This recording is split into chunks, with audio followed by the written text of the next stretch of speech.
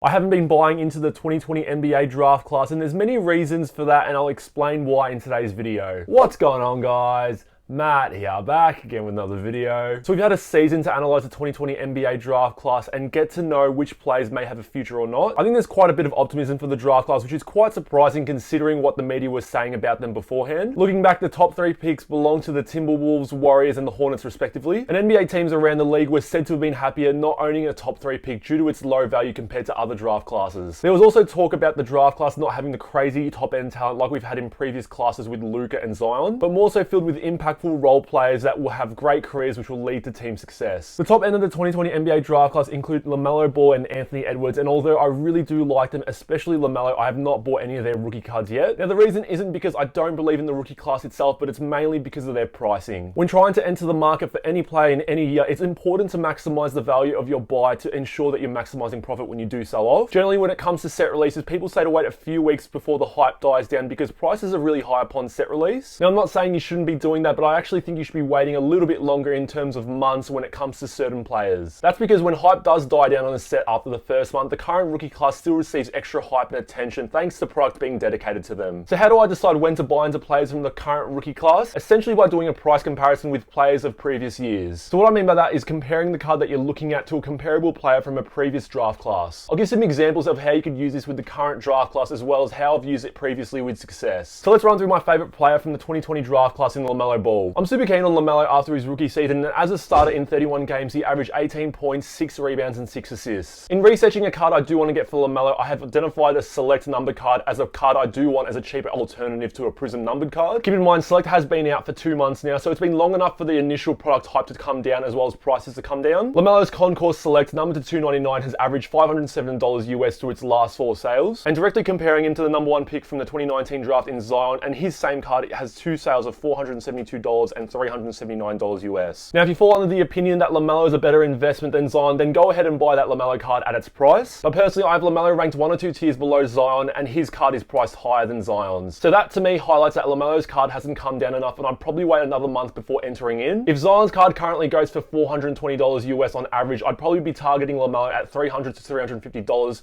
which is $200 below its current price right now. Just imagine buying into it now and being $200 behind its true market value in 6 months' time. Another example with Lamelo is comparing his Premier die cut numbered to 249 with Trae Young's same card. Trae Young has achieved so much more, being one of the best scorers and playmakers in the league. For price comparisons, Lamelo's numbered to 249 goes for $290 US, whilst Trae Young goes for just over $200. But at this point, who would you rather, Trae or Lamelo? Again, if you do prefer Lamelo by a long margin, go for it. Otherwise, I'd be waiting a little bit longer for the prices to level out before entering the market. An example where I've had success using this method is from last year, where I compared Darius Bazley's courtside rookie card to Ben Simmons' courtside rookie card. So Bazley was one of the hottest rookies from the 2019 draft in the offseason last year. He had an okay rookie season, but showed glimpses of potential being a forward who could slash and can hit the three. People were appealed at the fact that Bazley was due for a big second season, being on a team that had minimal offense and he was due to be starting. Like always, with potential role changes, it causes the hype to come up and see a boost in their card prices. I owned one of his short printed courtside rookie cards, and in December it was going for $95 US. I applied my price comparison to some other players in previous years, and as you can see in my Instagram story, I chose Ben Simmons' same rookie card. Now this is before the Simmons playoff choke, and hype was relatively high with Doc Rivers being appointed the coach. Now at the time, Simmons' courtside rookie card was going for the same price as Darius Bazley's. Now I don't think Bazley is a bust or anything like that, but at that point in time, who would you rather want for the same price for the same card,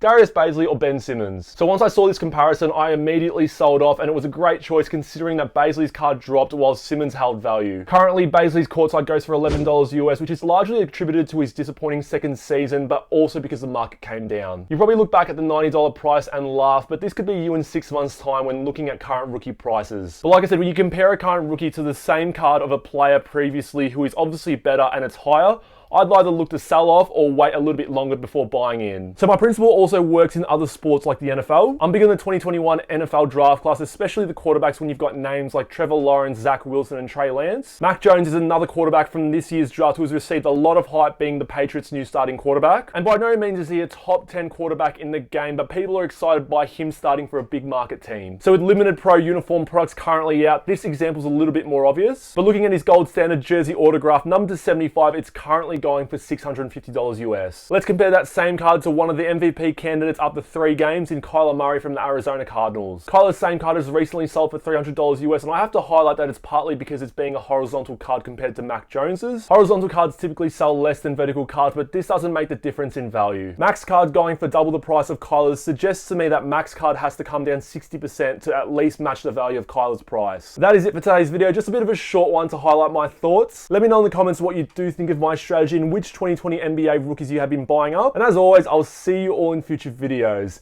Take care.